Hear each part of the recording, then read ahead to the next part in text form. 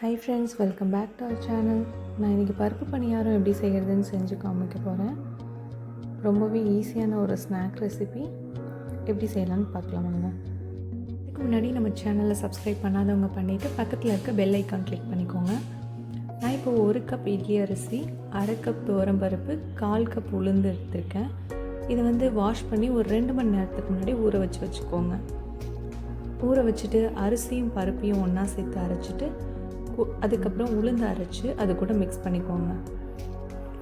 இப்போ நான் 3ஐயும் மிக்ஸ் பண்ணி ஒரு பவுலில் எடுத்து வச்சுருக்கேன். அது கூட ஒரு 4 ஸ்பூன் சர்க்கரை ஆட் பண்ணுறேன். நீங்கள் நாட்டு சர்க்கரை கூட ஆட் பண்ணிக்கலாம்.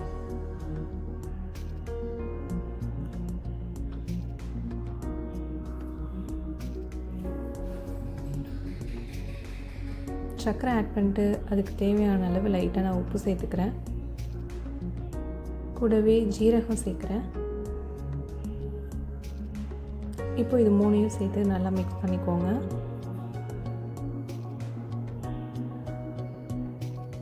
இது நல்லா மிக்ஸ் ஆன அப்புறம் ஒரு முட்டை ஃபுல்லாக இது கூட சேர்த்துக்கிறேன்.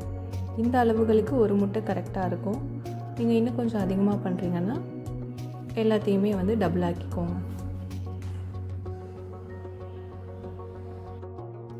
இதோட அந்த ஒரு முட்டையும் சேர்த்து நல்லா இது கூட மிக்ஸ் ஆகிற அளவுக்கு கலந்து விட்டுக்கோங்க.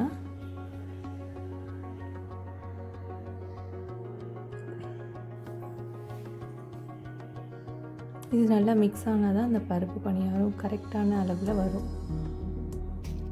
நான் நல்லா மிக்ஸ் பண்ணிட்டேன். இப்போ கடாயில் எண்ணெயும் காஞ்சிருச்சு. இந்த மாதிரி குழிக்கரண்டி வச்சு ஒவ்வொன்றா அதில் போட்டு எடுத்துக்கோங்க. மாவு எண்ணெயில் போடுறதுக்கு முன்னாடி அடுப்பை சிம்மில் வச்சுக்கோங்க.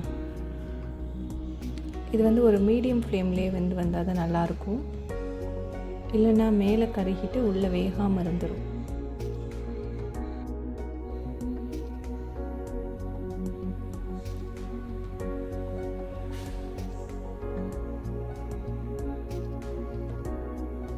பாருங்கள் எவ்வளோ சூப்பராக வந்திருக்கு. இந்த மாதிரி கீழே ஒட்டாமல் கரெக்டாக வரணும். நீங்கள் முட்டையோ இல்லை சர்க்கரையோ எக்ஸ்ட்ரா போட்டால் அது அடியில் பிடிக்க ஆரம்பிக்கும். அதனால் முடிஞ்ச அளவுக்கு இதே அளவுகளோட ட்ரை பண்ணுங்கள். இல்லை நீங்கள் அரிசி, உளுந்து, பருப்பு இதெல்லாம் டபுளாக எடுத்துக்கிட்டிங்கன்னா எக்கு 2ஆக போட்டுக்கலாம். நான் மீடியம் ஃப்ளேம்லேயே வச்சு அப்பப்போ திருப்பி விட்டு வேக வச்சுக்கிறேன்.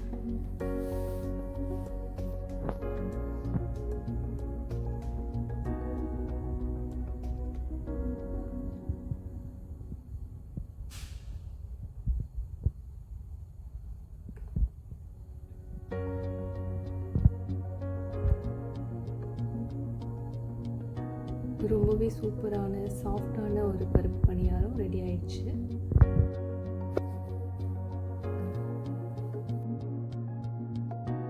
இது கண்டிப்பாக ஈவினிங் ஸ்நாக்கு ஒரு சூப்பரான டிஷ்ஷாக இருக்கும். குழந்தைங்க விரும்பி சாப்பிடுவாங்க. இதை நீங்களும் இதே மாதிரி இதே அளவுகளோடு செஞ்சு பார்த்துட்டு எப்படி இருக்குன்னு கமெண்ட்டில் சொல்லுங்கள். தேங்க்யூ.